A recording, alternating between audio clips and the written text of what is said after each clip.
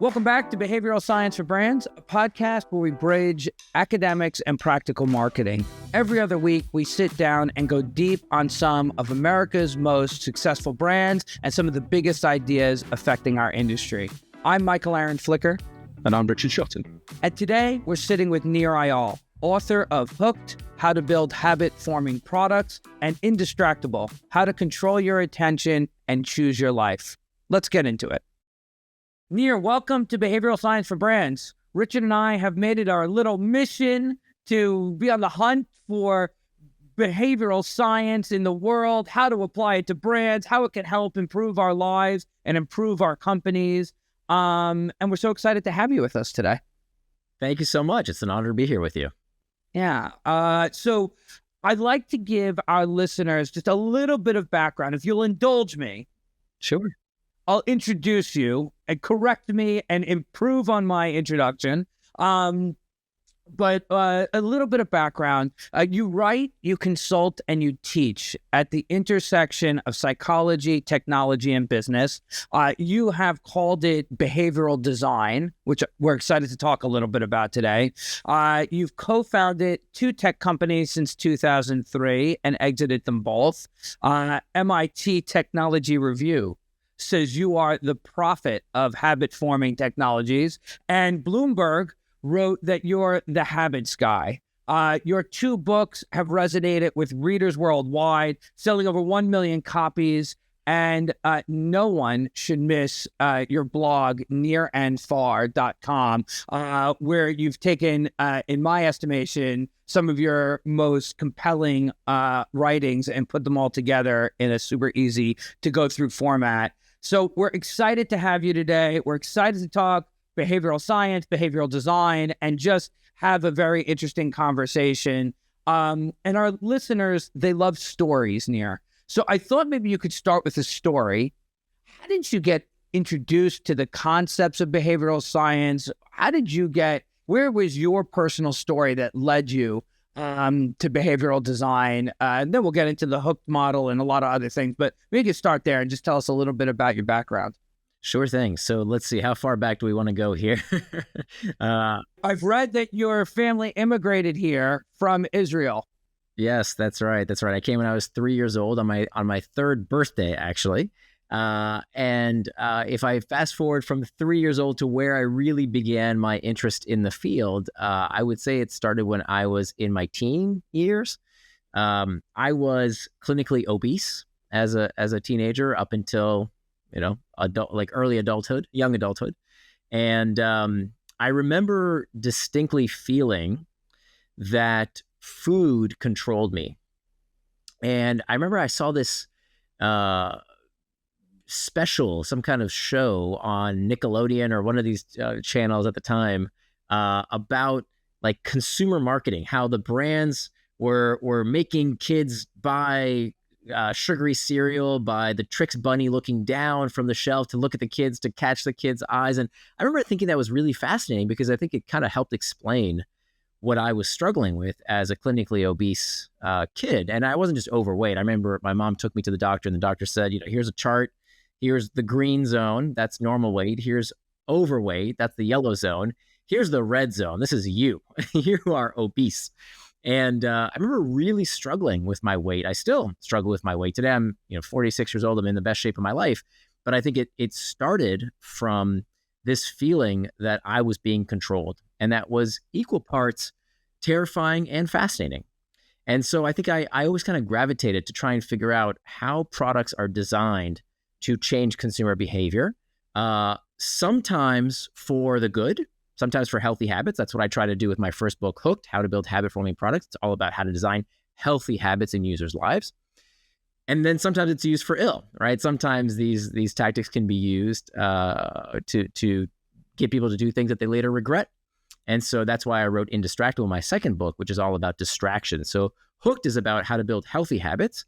Indistractable is about the other side. It's about how to break bad habits, to different things, right?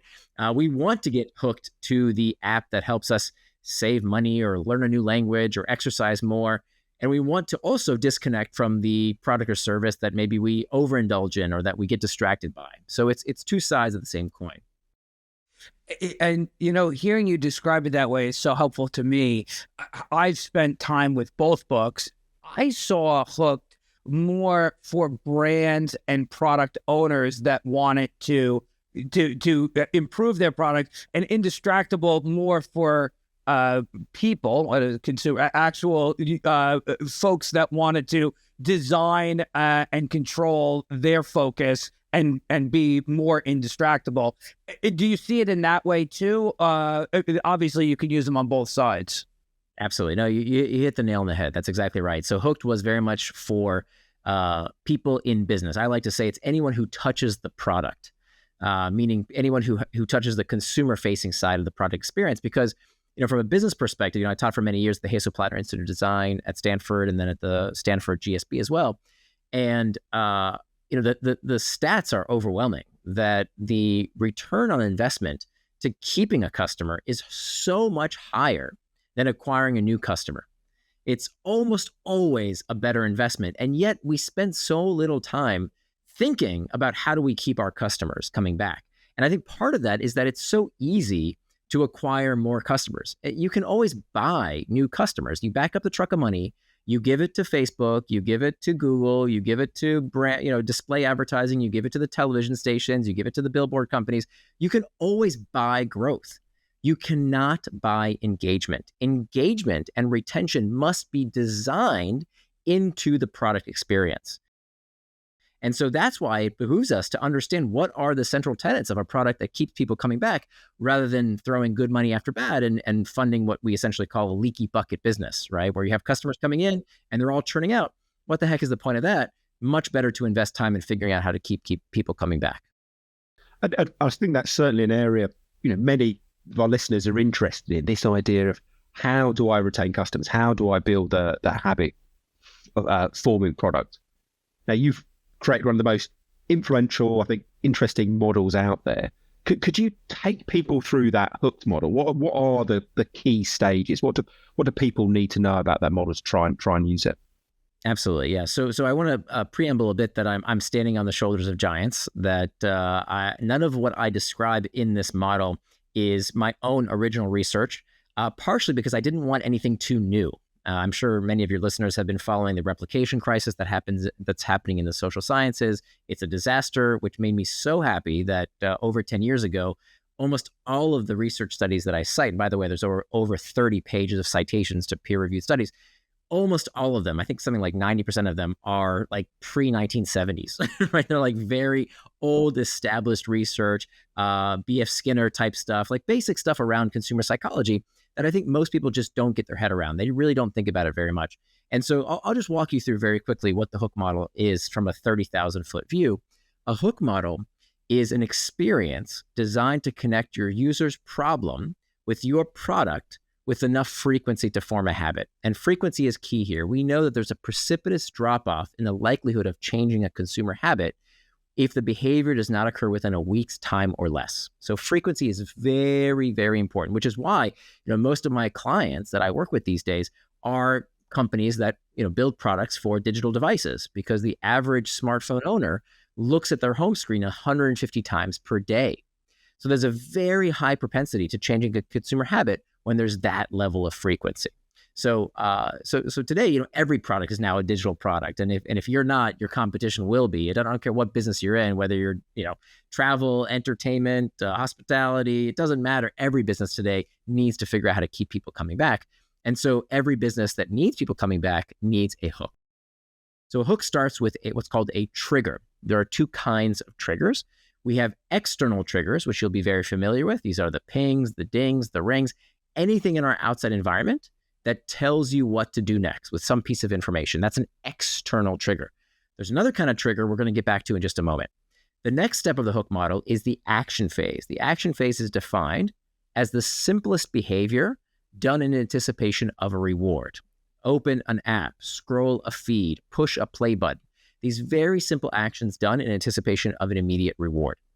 The third step of the Hook model is the variable reward phase. And the variable part is very, very important. We know that one of the drivers of behavior change is this element of variability, what we call an intermittent reinforcement. We can talk about that if that's interesting. What are the different types of variable reward? This comes from, classic B.F. Skinner type stuff, intermittent reinforcement. I'm sure many of your listeners know, but there are also 3 kinds of variable rewards, only one of which is monetary. Most businesses, when they think about rewarding their customers with some kind of incentive, it's discounts, it's coupons, it's deals. And that's the last line of defense. Unfortunately, people jump to that very, very quickly without realizing that comes straight out of your bottom line, right? Every percentage off, every discount, every coupon, not only is that coming out of your bottom line, you are training your customers to be cheapskates. You are attracting and training people to always expect more and more discounts. It's called I call it the Bed Bath & Beyond effect. Bed Bath & Beyond, it's an American retailer. I think they just went out of business. And I'll tell you why they went out of business, because nobody shopped there without a discount. Everybody was flooded with these stupid coupons. You would get 100 of them at a time in your mailbox. So you were, dumb if you didn't shop with a discount. It was silly to pay full price. So nobody did. And so, of course, that came straight out of their bottom line. So there are non-monetary variable rewards, rewards of the tribe, rewards of the hunt, rewards of the self. We can talk about that more, that businesses should utilize so that they're not constantly defaulting to the very intellectually lazy solution of always giving deals and discounts. That should be only the last line of defense. There are much better non-monetary rewards that you could give as part of your product experience. Then last, and most importantly, is called the investment phase. The investment phase comes after the reward phase. This is where the user puts something into the product to improve it with use. And this is really where the revolution in information technology take hold, because for the first time in manufacturing history, we can make products and services for markets of one. Meaning, Henry Ford famously said, you can have any color of Model T as long as it's black. Now, why did he say that? Because making a black car and a blue car and a red car and a purple car back then, that was very, very difficult. Well, today, companies can use customer information to tailor the product experience to each and every consumer. And now with the dawn of AI, I promise you in the next 5 to 10 years, if you don't do this, you will be out of business. Your competition is going to eat your lunch because consumers are going to expect customized generative experiences to tailor the experience to each and every consumer, just like exactly what TikTok and Meta and these companies are doing based on algorithmically projecting what's in the newsfeed. All sorts of companies are going to have to do this in order to tailor to consumer preferences. And so that's part of the investment phase, where the user puts something into the product, data, content, some kind of relationships, in some kind of learning that they might do, something that the more effort you put into the product, the better it becomes with use. So that, unlike other products that are not habit forming, that depreciate, right? Your car, your couch, your clothing, all of these things lose value with wear and tear. Habit forming products do this amazing thing where they appreciate. They should get better and better the more you use them. So that as a result, through successive cycles, through these hooks, eventually you no longer need those external triggers. You don't need the pings, dings, and rings anymore, because your consumer begins to associate your product with what's called an internal trigger. Remember, I told you earlier we would get back to these internal triggers. Internal triggers are uncomfortable emotional states that we seek to escape. Loneliness, uncertainty, fear, anxiety. Every product or service we use fundamentally has to scratch a user itch. It doesn't matter what business you think you're in, whether you think you're in clothing or food and beverage or hospitality. Nope. You are scratching a consumer's psychological itch. That is the business you are ultimately in. So the goal of a habit-forming product is to attach that psychological itch, no matter what it might be, to the use of your product to find relief. So when you can do that, when you know you have actually formed a consumer habit, is that you don't even need expensive advertising. You don't even need spammy messaging. People start triggering themselves based on their associations. Imagine what would happen to your bottom line if you didn't have to spend so much money on all that expensive advertising and outreach. What if people came to your product because they wanted to use it, not because they had to use it? That's really the promise of building a habit-forming product. So I think that's a fantastic overview of the model. And I'm fascinated by this idea of the need for a trigger, and especially an internalized one. And lots of businesses are pretty keen to do that. how is it that one person is successful in associating their product with boredom or hunger, and other companies fail to do so? Right, right. So this is exactly what my research has been around. And I think it's the companies that have successfully figured out the 4 steps of the hook model. Some companies come and go when they figure out 1, 2 steps of the hook model, but the companies that really succeed are the ones that do all 4. Understanding the internal and external trigger, making sure that the action is as easy as possible to get to the reward, providing that variable reward, whether it's tribe, hunt, or self, and then asking for an investment that improves the product with use. Very few companies can nail all those few steps, 4 steps, but the ones that do are the ones that can build these long-term habits. And is there an area in particular that you think companies often fail at? Are they very good at creating the trigger, but they don't do the ease part, or are they bad at doing the trigger and much better at ease? Are there predictable pitfalls that you see businesses falling into? Yeah, the biggest problem I see is that people think that that you just need to build a better mousetrap. That's all it takes. Just serve the customer, which is true, but that's table stakes. Like, you're pretty naive if you really think that Facebook and Amazon and Google and Snapchat and TikTok and Salesforce and all these companies, these tech behemoths, if you really think they got as big as they got just because they made a better product, it's pretty naive. That's table stakes. There's lots of great technologies out there. There's lots of great products. The product that captures the market is the product that captures the monopoly of the mind. It's the first to mind solution that we turn to with little or no conscious thought, because when you have a consumer habit, when you own that habit, the consumer doesn't even consider the competition, right? When you do something with little or no conscious thought, how many times do you look at your phone and use one of those compulsive apps that we're using all day long and think to yourself, I wonder which would be a better product or service? No, you just do it with little or no conscious thought.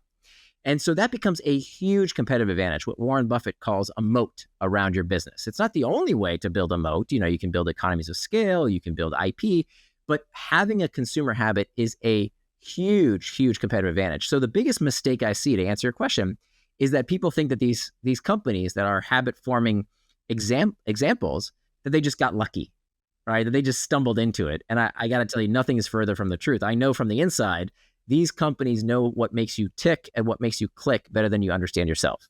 And so my idea behind Hooked was to democratize these techniques, right? Why should it only be the Silicon Valley giants and the gaming companies that use these techniques? We should all be using these techniques to build better products and services. So that's the biggest mistake I see, is thinking, these companies just got lucky. If you ask if there's a specific part of the hook model that's neglected, I can't say that there's one that's neglected for all companies. What I tend to see in my over decade of consulting and teaching this work is that every company that's not seeing the kind of consumer retention engagement that they believe they should have, they're always deficient in one area or another. Meaning, the hook model is meant to be a diagnostic tool. It's meant to be a framework that you could sit down around a table with your team and say, okay, where are we deficient? Have we identified the right internal trigger? Are we prompting the right external triggers? Is the action easy enough to do? Can it be made easier? Are we offering the right variable rewards to scratch the psychological itch? Are we asking for investment that improves the product with use? These become prompts to then figure out, okay, where is my specific product deficient? I'll say one more thing, which I think a good question to ask is, where is the biggest opportunity right now? Where's the biggest untapped opportunity? Because the fact of the matter is that once an incumbent has a consumer habit, it's very, very hard to shake, right? If you're the kind of person who just goes, reflectively, if every night after dinner you sit down on the couch and watch Netflix, or check Google or watch YouTube or any of these, these habitual products, it's very, very hard for a competitor to come in and swoop that customer away. It does happen. So where is the opportunity? The opportunity, I believe, the most, I guess you would say, neglected part of the hook model for most companies, and if we ask ourselves, where should companies focus their attention? I think it's with the investment phase. And you can already see incumbents starting to topple. If you think about Google, when I first started doing this work, maybe even just a year ago, Google was kind of an impenetrable habit, because when we Google something, we would do it with little or no conscious thought, right? You don't ask yourself, ooh, who has the better search engine? You just do it. Well, now with AI, I have to say I'm using a lot less Google. They have really changed my habit because AI, specifically I use ChatGPT probably 20, 30 times a day. They've come out with a much better hook model and they've killed it. It's so much better than the Google habit. And that doesn't happen often. That happens, once a generation, really, of a product's life cycle. And now we see this opportunity. We are now seeing this crack where a new technology has allowed the habit deck to be reshuffled, namely because of the innovation in the investment phase. And I would say the other thing about investment being the area we're talking about right now is in much of behavioral science, it doesn't address what you're going to ask the user to put back in to get more out of it. It talks a lot about how you will make the product. You've talked in your work about the BJ Fogg model, motivation, ability, trigger, but it doesn't talk about, so how do you have somebody put something back into the experience with a hope of getting more out of it. So I would say the other build of investment is that it completes the circle. And maybe in the show notes we'll drop, I think you've called it the hook canvas, which is what looks like an infinity circle that we can let everybody look at. But investment brings you back into the circle. That's exactly right. So Fogg's work is definitely something I cite in the action phase of the hook model, where it's the simplest action done, anticipation of reward. That's the model to use. When it comes to, and I think Fogg has done fantastic work when it comes to personal habits. I've learned a lot from him, but I wanted to focus specifically on product habits and products that don't have the investment. I see this all the time, where a product team will think, well, they read Power of Habits or Atomic Habits, and you'll see, Wendy Wood's work, and it's fantastic work. I'm not deriding it at all. It's just a tool for a specific job, and that specific job is changing individual habits. When it comes to product habits, I think there's a slightly different formula. You need to really think about internal triggers. That's typically not something you see in the typical habit loop. Internal triggers are something I think are very, very important when it comes to product design. You really have to think about variable rewards, and you really, really have to think about investments, because exactly as you said, it's something that improves the product with use and brings the consumer back the second time. You've mentioned a few times about variable rewards rather than just rewards themselves. Could you talk about that a bit more? Why is it that intermittent and variable rewards trump consistent and fixed rewards? Yeah. So the metaphor I like to use is, I don't know if you guys are snackers. One of my vices is that I'm kind of a snacker. Yeah, crisps. Yeah, or you've got chips or whatever. Yeah, it might be. All right, I'm not alone here, right? So I tend to get a particular kind of craving around this time of night, right? When I've already finished dinner, I'm done for the day, and then I kind of get the munchies.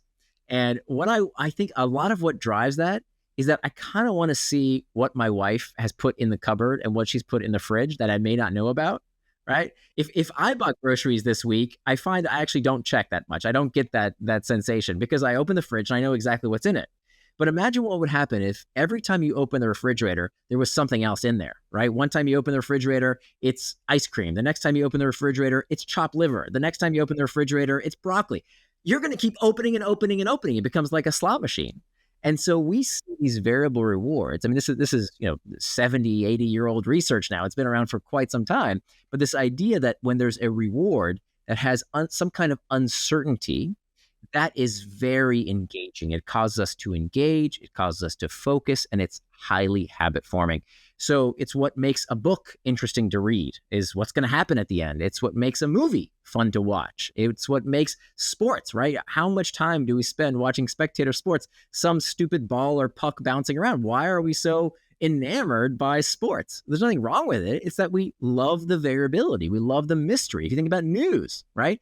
Why do we care about some war tens of thousands of miles away that has nothing to do with us? Well, because we want to know what's new, what's different, what we don't know. Nobody wants yesterday's news. They want today's news.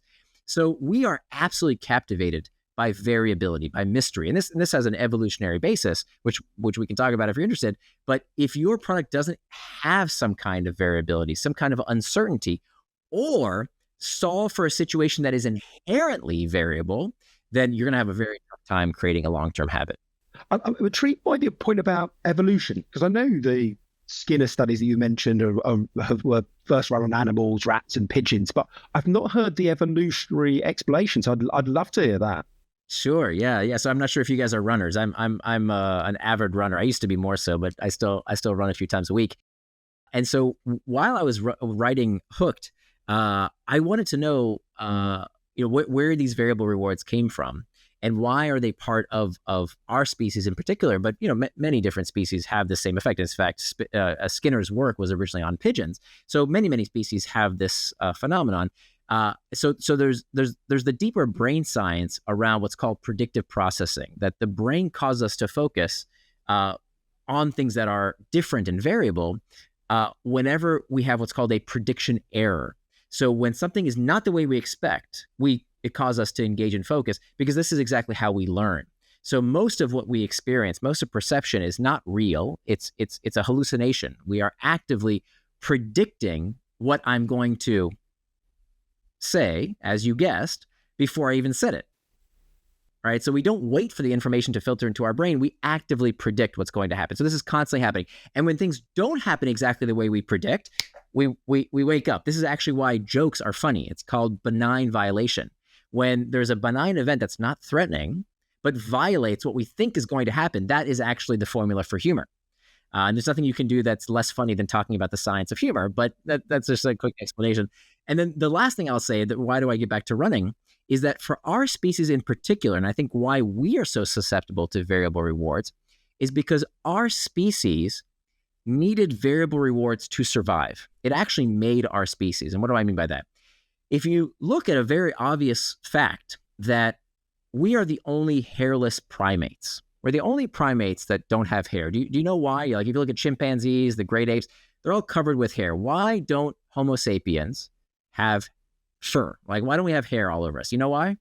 Oh, no, I've not heard this. It's because... Is it to read people better, so that we're easier to, we can read people's faces and their tics and their eyes and communicate better in groups? Or That's a great conclusion, but even chimpanzees and gorillas don't have hair on their faces. They can also see facial expression. Okay, yeah. But why do we have hairless arms, right, and legs and backs?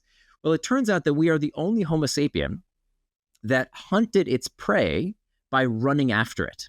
When you see those ancient arrows and spears, people think that, oh, humans must have been very far away and we shot the arrows and spears at animals and we killed them that way. No, that's not true at all. If you ever shot an arrow of a primitive arrow, today's arrows are a little bit better, but even then, it doesn't go very far. And it actually, after 50, maybe 100 meters, I'm not an archery expert, there's really not that much power. You have to get pretty close to actually penetrate thick animal hide with an arrow. And with the technology that people had 200,000 years ago, that really wasn't possible if you were using, sticks and thread. What we actually did was called persistence hunting. Persistence hunting still exists today in some parts of Africa. And what we do that no other species can do is that we can run down animals until exhaustion. So a lion, the way a lion kills its prey, a lion finds the smallest, the sickly, the animals that are about to die anyway, and the lion will pick off the sick by running after it as fast as possible for a short period of time and eating its prey. That's not what our ancestors did.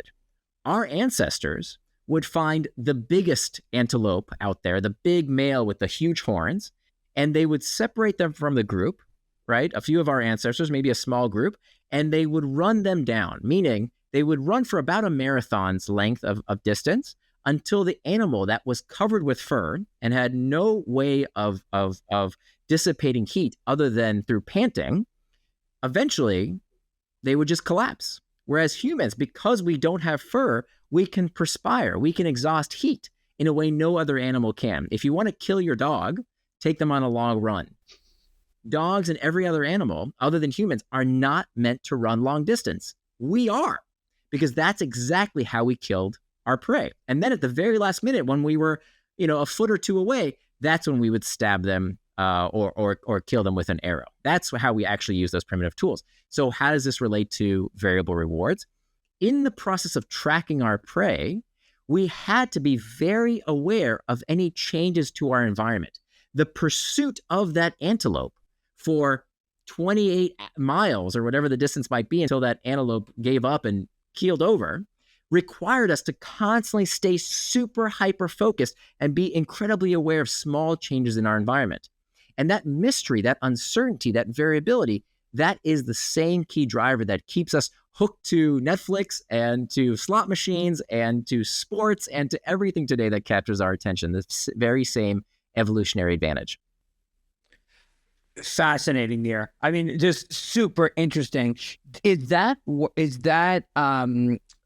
that research that you're sharing with us now, work that you've been reading yourself, stuff that others have written about? Just out of interest, we'll put it in the show notes for folks. But I think that type of stuff is the stuff our listeners love. Where is that coming from? That's so helpful to hear. Sure. It's in Hooked under the chapter of variable rewards, and there's a whole list of citations of different authors. I have to give them credit. I didn't come up with any of these theories. I just put them together into an application for people building product. Amazing. We'll give some links to that stuff from the book. That's great. Thank you.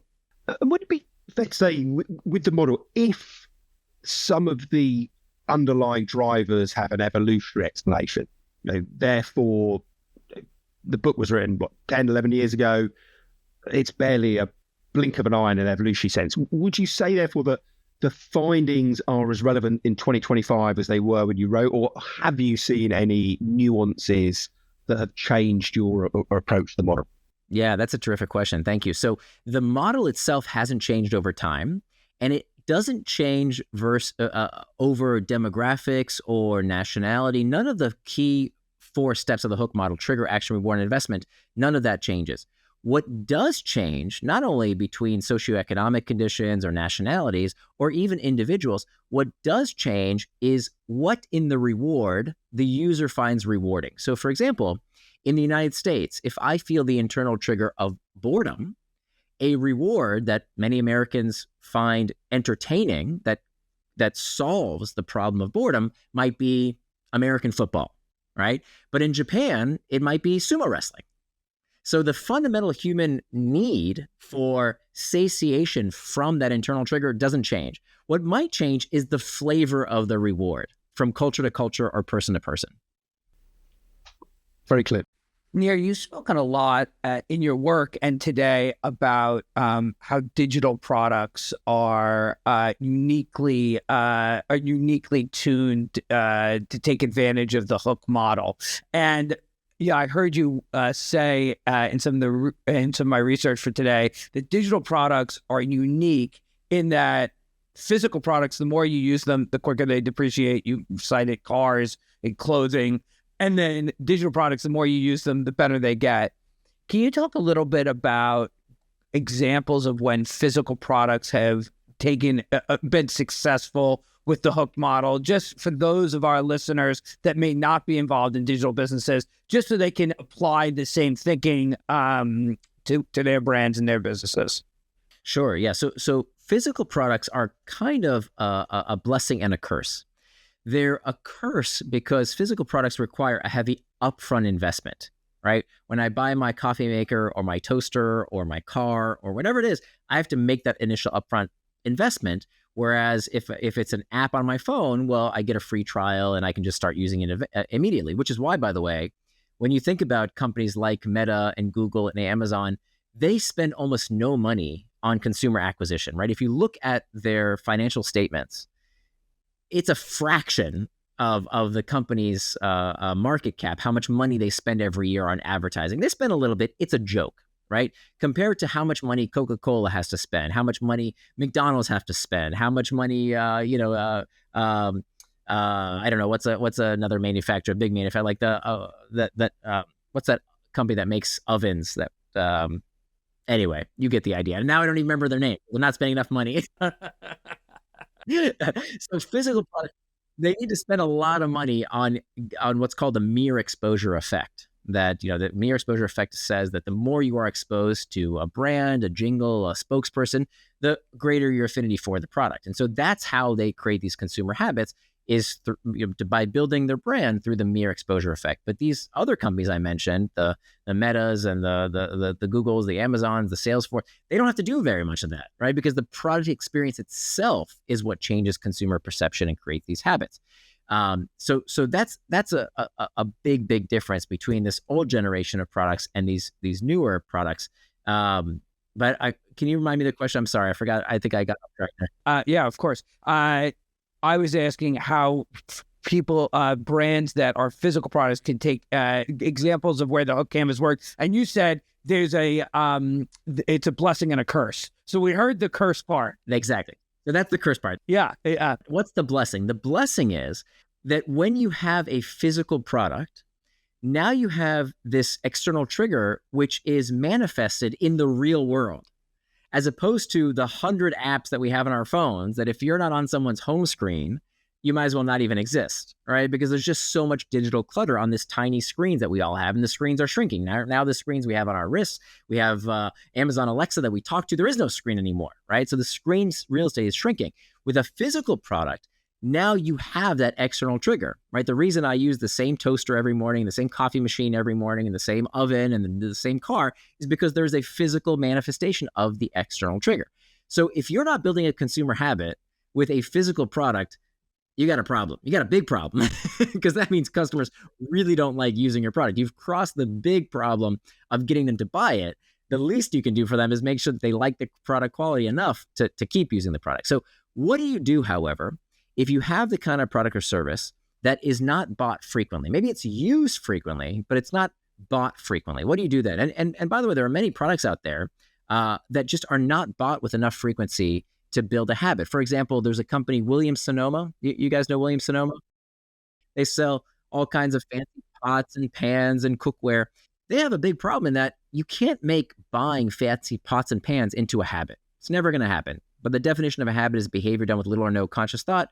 People don't buy fancy cookware with little or no conscious thought. It's very expensive, right? And it's not something you buy with enough frequency. You're not doing it at least once a week. It's maybe you're doing it a couple times a year. So what did they do? They bolted on a consumer habit on top of the product experience because they knew that buying pots and pans was not going to be a habit. So what did they do? They created what's called a content habit. They have this website called Taste where people subscribe to content from Williams-Sonoma. So every day, if you subscribe, you get into the habit of opening your email inbox and seeing what Williams-Sonoma has sent you. And sometimes they send you a video from a famous chef, or maybe they send you a recipe, or maybe they send you some kind of event that's in your area. That's the variable reward that gets people hooked to the content consumption habit so that the result of all that engagement is monetization. Okay, that's a very important rule to remember, that monetization is a result of engagement, not the other way around. So many e-commerce companies, so many physical product companies are so dead set focused on getting people to check out. They just want them to buy and leave. They're so focused on getting them to check out that they don't focus on getting them to check in. It's much more important these days to build that consumer habit and get them to check in, because the result of all that engagement will be, hey, when I am in market for a pot or pan, guess where I'm going to go? I'm going to go to Williams-Sonoma. And is that fair to say this is what you mean by all brands have to be digital, or all brands must be engagement brands? Because even in a low frequency purchase product, you must have some check-in relationship with your consumers. That's right. Right. So the two big ways to do that. Number one is content, which we just discussed. The other is community. So many products, I gave a talk in Las Vegas not too long ago, and I gave a talk in front of 1,000 real estate agents. And the lady who hired me to speak said, now we're going to hear from Nir Eyal. He's an expert on habit formation. He is going to teach us how to make home buying into a habit. Welcome to the stage, Nir. Yeah, exactly. That's exactly what happened. I went to the podium and I said, I'm so sorry. There must have been a misunderstanding. Let me be very clear. You are never going to make home buying into a habit. That's never going to happen. It doesn't fit the definition of a habit. A habit is a behavior dealt with little or no conscious thought. People don't buy houses out of habit. It's not going to happen. So I gave my talk, right? I've been doing this research for years. I didn't have a special talk for real estate agents. But then afterwards, many people came up to me and said, hey, here's what I'm going to do. I'm going to start sending local newsletters to people in my area, anybody who might be interested about, the high school football game, what movies are playing in town, the sales that are going on in the local mall, all this stuff about local information, so that over time, when you are in market to buy or sell a house, guess who you're going to come to, right? Creating content, creating a community around your product that maybe isn't bought as frequently as you need to form a habit, but you can bolt on that habit with either content or community. Yeah, the real estate agent we bought our home for in New Jersey delivers pies every holiday season, and it's a big deal. They have a pie party where you can pick it up or you could deliver pies. And I couldn't understand why it was important for them years after buying our house that they kept doing that. But it's a fair point, Nir. I know that they are going to have a pie party every holiday season. It is a community of sorts. And maybe the learning from that is you can be overwhelmed by the need to create a Nike style community, where it is, or a Williams Sonoma level daily email blast with celebrity chefs, or you can find a thing that is unique and believable to your business that is, even if it is, maybe once a year may not be enough, as we're saying, but enough to keep you relevant in the mind of the target audience, and something where it can continue to keep you top of mind. That's right. And then I'll mention one more thing. I mean, you articulated that perfectly. One more thing that we see is that a lot of products that previously did not have an investment phase are now starting to have that. So, for example, we're seeing with the Internet of Things that many products are integrating some kind of interactive component. So, for example, there's a company that they started out as a coffee of the month club. And they had this problem, they would send a coffee every month, and probably everybody subscribed to some kind of the month club. And the problem is that it's very difficult to know when to send the next shipment. Sometimes I drank too much coffee and I need more right away. Sometimes I didn't drink enough and now I've got too much coffee laying around. So what they did, it's genius. They send you this tiny little scale. Okay, it's about the size of a deck of cards, and it's a Wi-Fi scale, so it's connected to your internet account. You connect it to your Wi-Fi as soon as you get it. And they ask you to put the bag of coffee they send you on the scale, okay? And so they're constantly measuring every day how much coffee you're consuming. So now the more you use their coffee, the more you drink their coffee, which is not inherently, the coffee itself is not habit forming. Drinking the coffee is a habit we have every day, but whether I buy from that bean or this bean, that's whatever's in the house. Now they know exactly how much coffee to send you because of how much you're consuming. They can also draw a conclusion to say, wow, you drank that coffee really quickly. Was that because you liked it more? Tell us what you thought of that particular coffee, and we'll send you more blends that are like that cup of coffee. So we start seeing that all kinds of products that we previously thought were not able to improve with use, now through these innovative technologies, they're doing exactly that. So cool. Very, very helpful. We talked about a lot of very interesting ways that physical brands can think about becoming more habit forming. Nir, anything we didn't get to talk about on that side of it that would be helpful for everyone to hear, that came up for you that you might want to share? Yeah, I think in summary, it's content, community, and then connection, right? Figuring out how you can connect to the physical product in such a way that improves it with use. I think there's a lot of opportunities. If folks just sat down with their executive team, if they sat down with their designers and say, okay, how can we make sure that we have our hook model? How can we make sure that our product experience has a trigger, an action, reward, investment? Just having that conversation, you'd be amazed how much further along you can innovate your product with that lens, as opposed to, what does the consumer say they need, right? That's good. We should listen to the consumer. Absolutely. I'm not going to argue against that. But we've all seen how consumers can say they want one thing, and yet when they have the product, they do something else. So as opposed to just relying on customer development and consumer surveys, we also want to have some kind of framework. We want to have some kind of model based on decades of consumer psychology research to plan our future development. So great. Nir, you the story that you told about your two books from Hooked to Indistractable, I wonder where your interests are going next. What are you thinking about as you're evolving your own views of where you're putting your time and energy. We could ask the big question, what's coming up next for behavioral science and behavioral design? What's coming up next for Nir? Where are you putting your energy and your efforts? Yeah, so I'm working on a third book, and this book is about beliefs. Yeah, so I became really fascinated by when I wrote Indistractable. I started having people call me or email me and say, "Hey, I really want to ask you about this book. It's not working. The book isn't working," and not very many, but a few people would ask me this question, and I actually do these office hours with anybody who wants. They can book 15 minutes with me right on my website. If they've read either of my books and they have any questions, they get 15 minutes for free. We can talk about anything you want. And so every once in a while, I would get someone who was on these office hour calls who would say something to the effect of, "Yeah, it didn't work." And I would kind of interrogate them a bit about, like, wow, tell me more. I spent 5 years writing this book. What about it didn't work? So I became kind of, fascinated with, like, here's the solution to your problem. And who doesn't talk about this? Everybody talks about, oh, my kids are addicted to technology and I'm super distracted and I have so many emails and I can't get anything done. And the big bad tech companies are hijacking my brain. And we whine about how everything is hijacking our brains these days. And yet here's the answer. Here, I'm giving it to you on a silver platter after 5 years of research. Here's the answer to your problem. And people would rather complain than actually take action. And so I became really intrigued with that, of like, well, how do I solve this problem? And frankly, my book wasn't the only book that did this to some people. I mean, all of us, we all have these books with tons of wisdom, and yet how much of it do we actually put into practice? So that's what I'm trying to tackle next is this age-old intention behavior gap. Yeah. When it comes to, sorry, my final question here, when it comes to your own products, like your books, do you apply the hooked model? Is that something that you've used to generate interest and sales?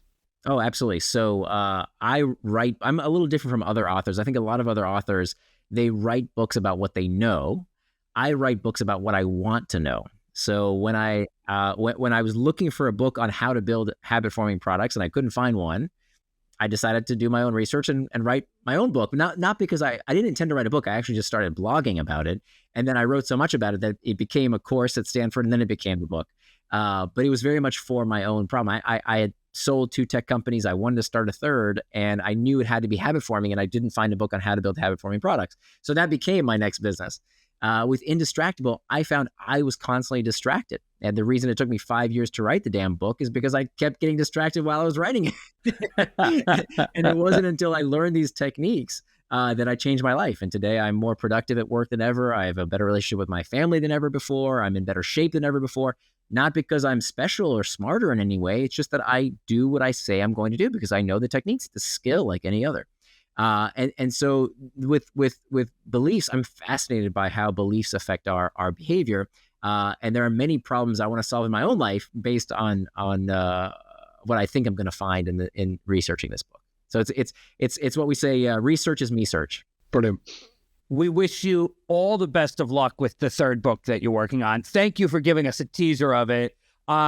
We are always looking for new ways to help our listeners not only build better businesses, build better products, but also be more introspective into their own lives, lead happier and healthier lives. And so, Nir, we thank you very, very much for spending time with us. We're excited to follow what you do next. And until next time, we'll make sure that we put all of the show notes from what we discussed today at the bottom of the website. For those that want to learn more, you can visit theconsumerbehaviorlab.com, where we'll have today's episode. We'll have show notes, a transcript. Please don't miss nirandfar.com, Nir's blog, where there's lots of information about both books, and I'm sure where the new book will be featured. And until next time, I'm Michael Aaron Flicker. And I'm Richard Shelton.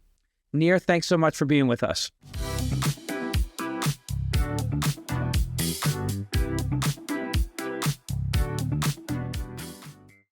Behavioral Science for Brands is brought to you by Method One. Method One is a team of modern marketers that practices the art and science of behavior change to fuel growth for indulgence brands. We do this by building interconnected marketing ecosystems that place the human experience at the center of brand building strategies across owned, earned, and paid media. To learn how to leverage behavioral science in your marketing or advertising, visit us at www.methodone.com.